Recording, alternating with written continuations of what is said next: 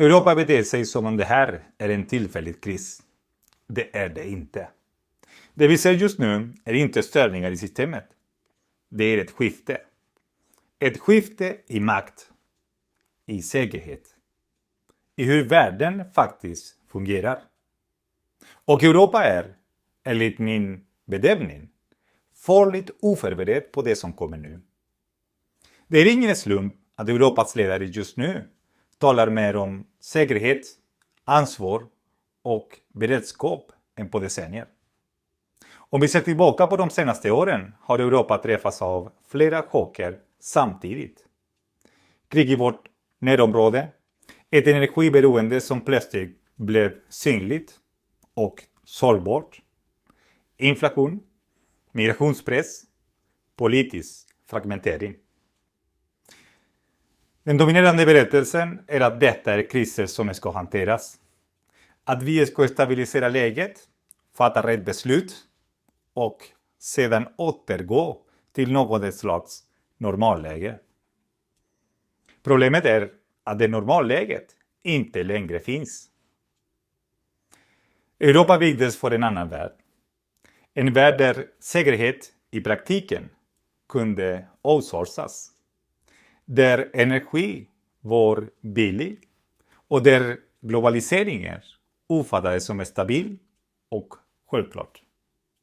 Den världen finns inte längre. Idag är makt mer fragmenterad, mer transaktionell och betydligt mindre förlåtande. Den regelbaserade världsordningen kollapsar inte rakt av. Den urholkas selektivt. Och här finns en obekväm sanning som Europa har svårt att ta till sig. Europa har inflytande, men Europa saknar kraft. Och inflytande utan kraft överlever inte i hårda tider.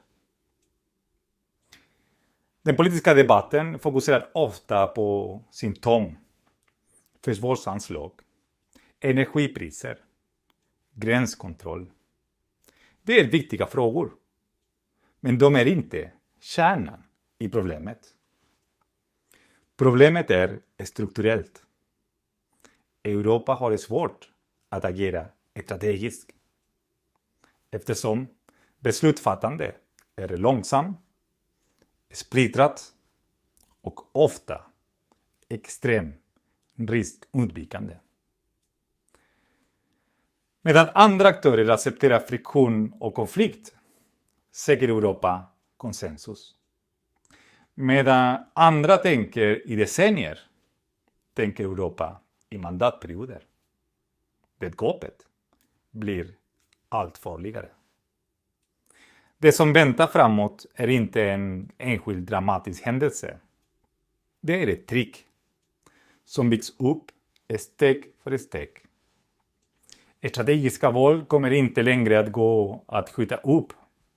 Att inte välja kommer inte längre att vara ett alternativ. Frågan är inte om Europa förändras. Frågan är om förändringen sker medvetet eller om den tvingas fram av omvärlden. Det här handlar inte om pessimism. Det handlar om realism. Att förstå makt är det första steget till att kunna hantera den och till att återta den. Jag heter René Jaramillo.